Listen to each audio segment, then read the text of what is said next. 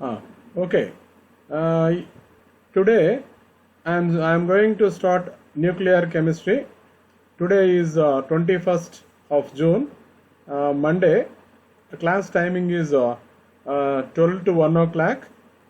Now this class is recorded by FreeCam app.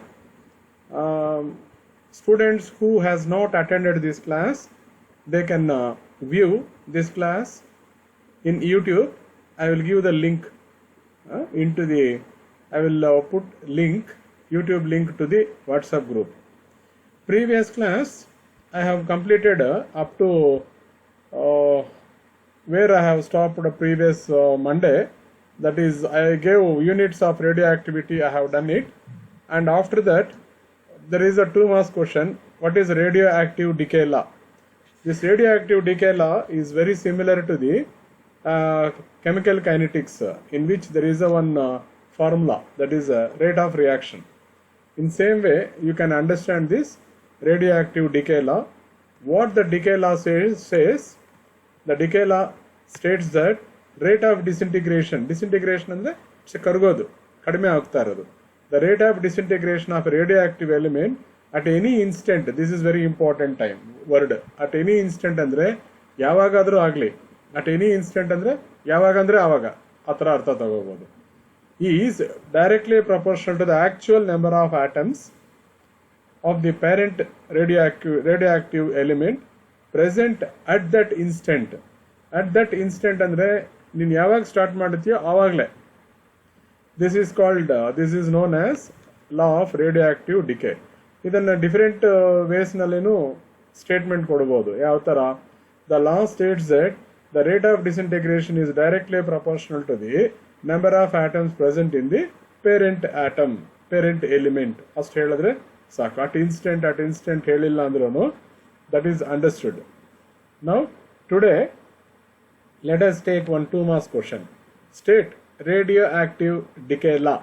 State radioactive decay law. Now the next question is 4 marks question. Derivation of expression capital N is equal to n naught e to the power of minus lambda t.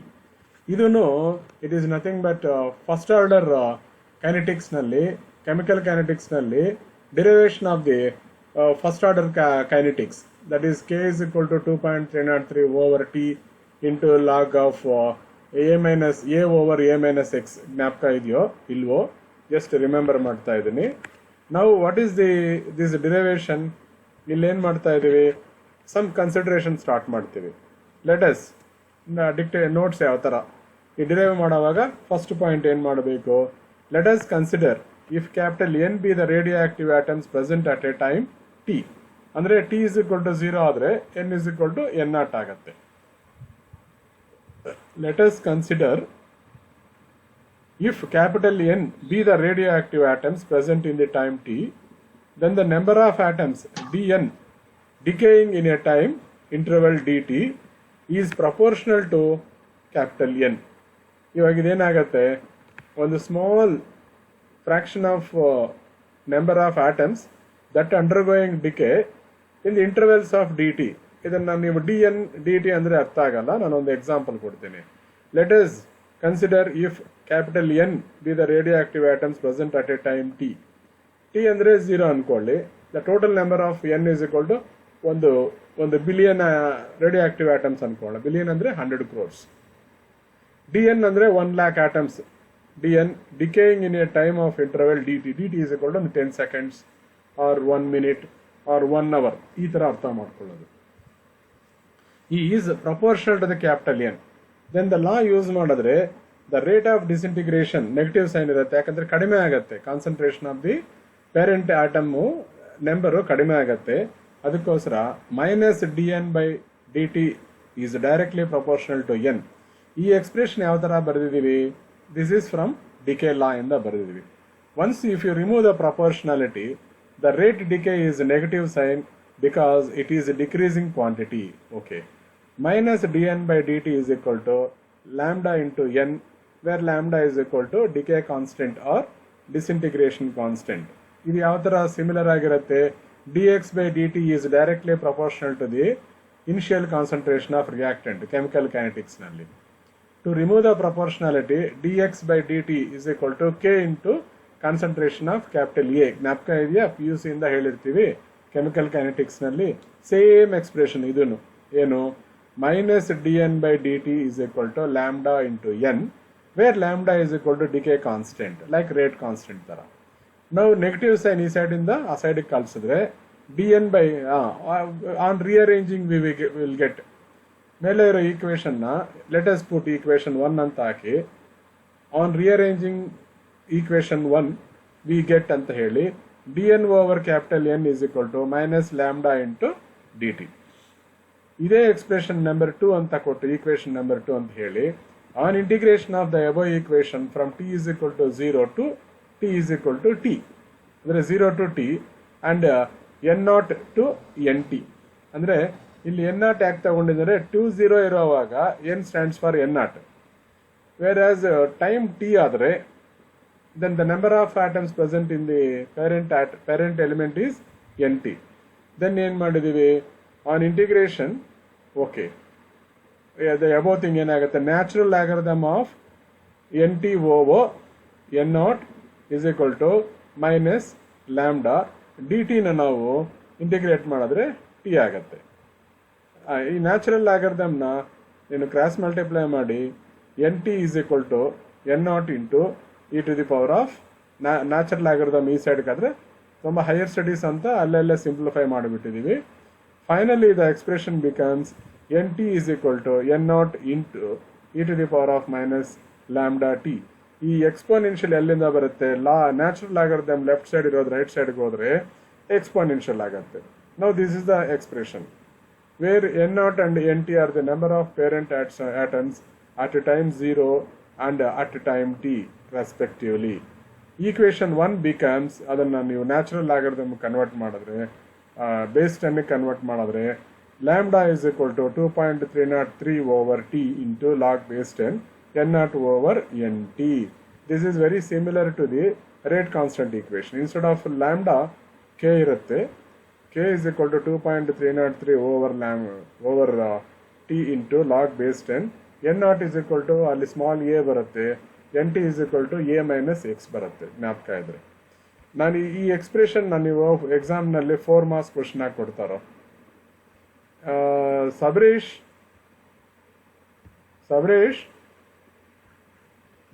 ಎಷ್ಟು ಜನ ಬಂದ್ರು ನೋಡ್ರು ಹುಡುಗರು? Sir 7 members. ಇರ್ಲಿ, ನೀನು ಇನ್ನೊಂದು question ಬರ್ಕೊಳ್ಳು. Derive an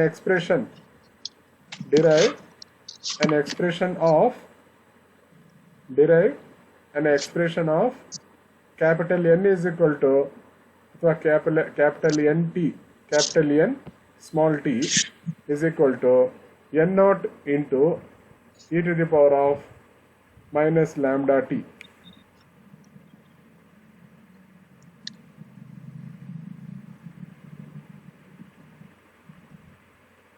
ಈ ಆನ್ಸರ್ನ ನೀನು ಆನ್ಸರ್ ಬರೆಯೋದನ್ನು ನೀವು 4 ಭಾಗ ಮಾಡ್ಕೊಳ್ಳಿ.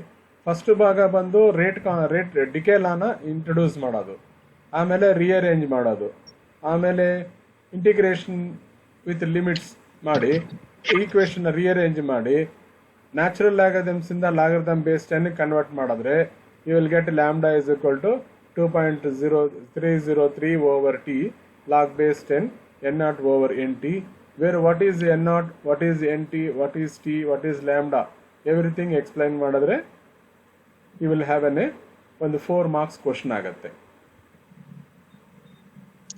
ಸಬರೀಶ್ ಅರ್ಥ ಆಯ್ತಪ್ಪ? ಏನಿಲ್ಲ, ಫಸ್ಟ್ 2 ಕನ್ಸಿಡರೇಷನ್ಸ್ ಮಾಡ್ಕೊಳ್ಳೋದು ಏನು, let's consider N be the radioactive atoms present at tm ಅಂತ ಹೇಳ್ಬೋದು, ಆರ್ n0 ಅಂತಾನೆ ಹೇಳ್ಬೋದು. n0 ಅಂತ ಹೇಳಿದ್ರೆ at t is equal to 0 ಅಂತ ಹೇಳಬೇಕು. ಆಮೇಲೆ after certain time okay dn is the decaying atoms in a time interval dt ಅಂತ ಹೇಳಿ ಡಿಕೆ ಲಾ ಇಂಟ್ರೊಡ್ಯೂಸ್ ಮಾಡೋದು, ಡಿಕೆ ಲಾನ ಅಪ್ಲೈ ಮಾಡಿದ್ರೆ ವೆರಿ ಸಿಂಪಲ್ ಡೆರಿವೇಶನ್. ಟಫ್ ಅನಿಸ್ತಾ ಇದೆಯಾ ಸಬರೀಶ್? ಇಲ್ಲ ಸರ್. ಸ್ವಲ್ಪ ಮನೆಗೆ ಹೋಗಿ ಒಂದು 2-3 ಸಲ ರೈಟಿಂಗ್ ಪ್ರಾಕ್ಟೀಸ್ ಮಾಡಿದ್ರೆ 4 ಮಾರ್ಕ್ಸ್ ಕ್ವಶನ್ ಇದೆ actually. Okay, final expression lambda is equal to okay 2.303 over t log base 10 N0/NT. ಇವಾಗ ಇವತ್ತು ಈ ಕ್ಲಾಸ್ನಲ್ಲಿ 2 ಮಾರ್ಕ್ಸ್ ಕ್ವಶನ್ ಒಂದು ಕೊಟ್ಟಿದ್ದೀನಿ. State integration decay law or integration or state decay law ಅಂತ ಹೇಳ್ಬೋದು. ಆ ಲಾ ಹೇಳಿದ್ರೇ 2 ಮಾರ್ಕ್ಸ್. ಆಮೇಲೆ ಡಿರೈವೇಷನ್ ಆಫ್ ಡಿರೈವ್ ಎಕ್ಸ್ಪ್ರೆಷನ್ ಅಂತ ಹೇಳಿ N0NT is equal to N0 into e to the power of minus lambda t. ಅದೇ ಥರ ಮೂರನೇ ಕ್ವಶನ್ ಬರ್ಕೊಳ್ಳಿ, ಇದು ತುಂಬ important. Define half life period. Define half life period, ಇದನ್ನು ಹಾಫ್ ಲೈಫ್ ರಿಯಾಕ್ಷನು ಅದೇ ಥರ half life period represented by T half. ಇದನ್ನು ನಾವು ತುಂಬ ಸಲ PUC ಕೆಮಿಕಲ್ ಕೈನೆಟಿಕ್ಸ್ನಲ್ಲಿ ಮಗಪ್ ಮಾಡಿರ್ತೀವಿ. ಒಂದ್ಸಲ ನೋಡಿ, what is the t half ಅಂದರೆ, it is defined as the time required for the half of the radioactive elements radioactive atoms present to decay. ಅಂದರೆ the time taken by the radioactive element to reduce to half to its original value. ಆ ಥರ ಹೇಳಿದ್ರೆ ಚೆನ್ನಾಗಿರುತ್ತೆ ನೋಡಿ. ಎರಡನೇದು ಚೆನ್ನಾಗಿದೆ. It is the time in which the strength of the radioactive sample reduced to half of its original value. ಅಂದರೆ ಏನರ್ಥ, ಉದಾಹರಣೆಗೆ ರೇಡಿಯೋಆಕ್ಟಿವ್ ಎಲಿಮೆಂಟ್ಸ್ 1 ಬಿಲಿಯನ್ ಇತ್ತು, ಒಂದು 100 hours ಆದಮೇಲೆ ಬಿಲಿಯನ್ ಆಯಿತು, ಅರ್ಧ. ಯಾವಾಗ ಈ ಒರಿಜಿನಲ್ ವ್ಯಾಲ್ಯೂ ಅರ್ಧ ಆಗತ್ತೋ, ಅರ್ಧ ಆಗೋಕೆ ಎಷ್ಟು ಟೈಮ್ ತಗೊಳತ್ತೋ, that is called half life period. Okay ಸಬರೀಶ್?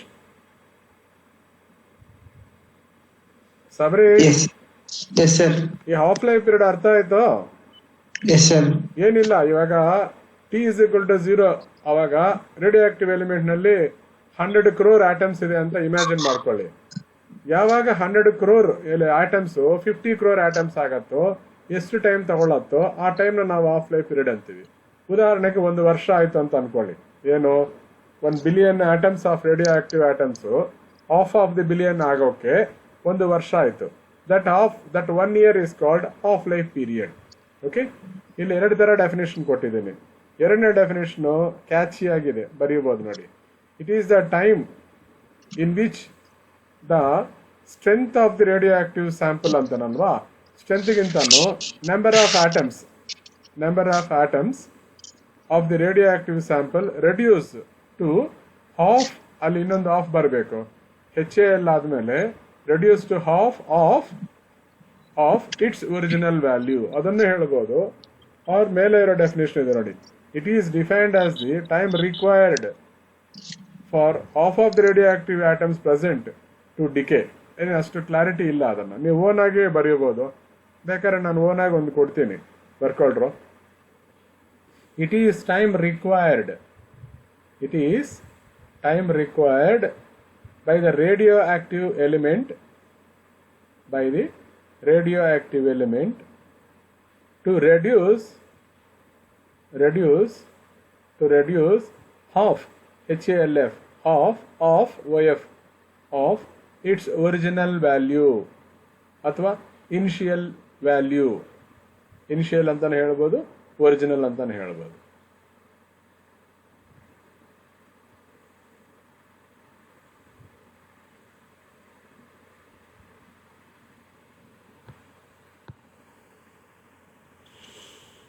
ಒಂದೊಂದ್ಸಲ ತುಂಬ ಸಿಂಪಲ್ ಆಗಿ ಕ್ವಶನ್ಸ್ ಕೇಳ್ಬಿಡ್ತಾನೋ. ಇದು relationship between decay constant and half life period very simple. ಆದ್ರೂ ನಮಗೆ ಒಂದೊಂದ್ಸಲ 4 ಮಾರ್ಕ್ಸ್ ಕ್ವಶನ್ ಕೇಳ್ಬಿಡ್ತಾನೆ. ಒಂದು ಕ್ವಶನ್ ಬರ್ಕೊಳ್ಳಿ, ಈಸಿ ಆಗಿರುತ್ತೆ. Derive an a relationship between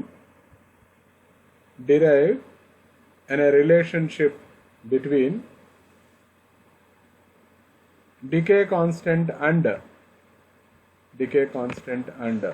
half-life period. Decay constant and half-life period.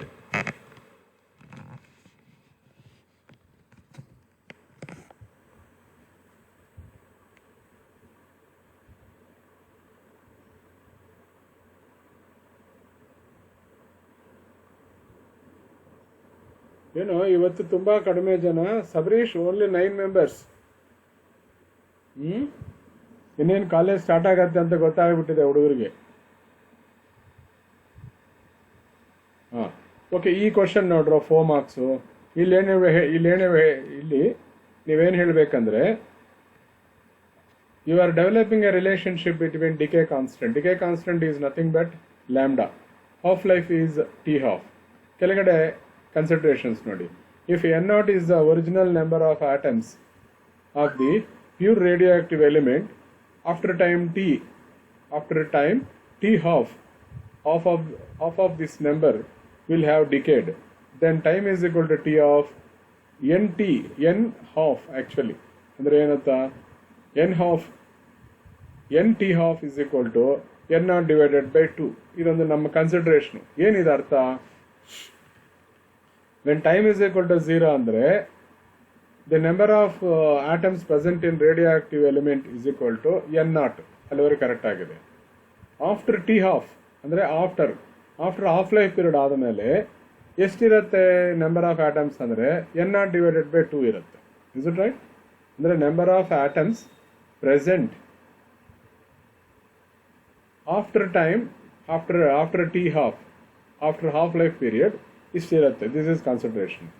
Rate equation for the decay constant ಏನು, the decay constant equation ತಗೊಂಡ್ರೆ lambda is equal to 2.303 over t log of base 10 n0 over nt. This is the expression.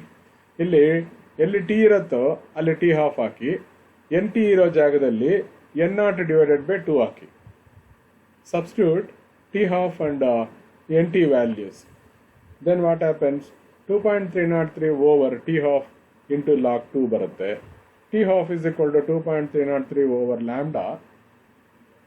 Log 2 is equal to 0.3010. Finally, you will get t half is equal to 0.693 over lambda, or you cross multiply ಮಾಡಿದ್ರೆ lambda is also is equal to 0.693 over t half ಬರುತ್ತೆ. Is it right?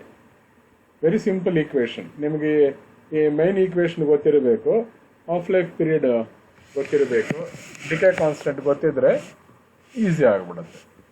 ಇನ್ನೊಂದ್ಸಲ explain ಮಾಡ್ತೇವೆ ನೋಡಿ 4 marks ಕ್ವಶನ್ನ. Derive relationship between decay constant ಅಂದರೆ lambda, half life period ಅಂದರೆ t half. ಇವೆರಡಕ್ಕೂ ಸಂಬಂಧ ಡೆವಲಪ್ ಮಾಡಬೇಕಂದ್ರೆ ನಮಗೆ ಬೇಕಾಗಿರೋ ಈಕ್ವೇಷನ್ನು ಲಾಸ್ಟ್ 4 ಮಾರ್ಕ್ಸ್ ಕ್ವಶನ್ ಡಿರೈವ್ ಮಾಡಿದೀವಲ್ವಾ, ಲ್ಯಾಂಬ್ಡಾ ರೇಟ್ ಕಾನ್ಸ್ಟೆಂಟ್ ಅಲ್ಲ, ಡಿಕೇ ಕಾನ್ಸ್ಟೆಂಟ್ಗೆ ಒಂದು ಎಕ್ಸ್ಪ್ರೆಷನ್ ಡೆವಲಪ್ ಮಾಡಿದ್ದೀವಿ. What is it? 2.303 over T log of n0 over nt. Okay, ಅದನ್ನು ನೀನು ಸಬ್ಸ್ಟಿಟ್ಯೂಟ್ ಮಾಡಿ t half and n0 nt values. Finally you will get t half is equal to 2.303 over lambda log base 2, that is equal to t half is equal to 0.693 over lambda. ಶ್ರೇಷ್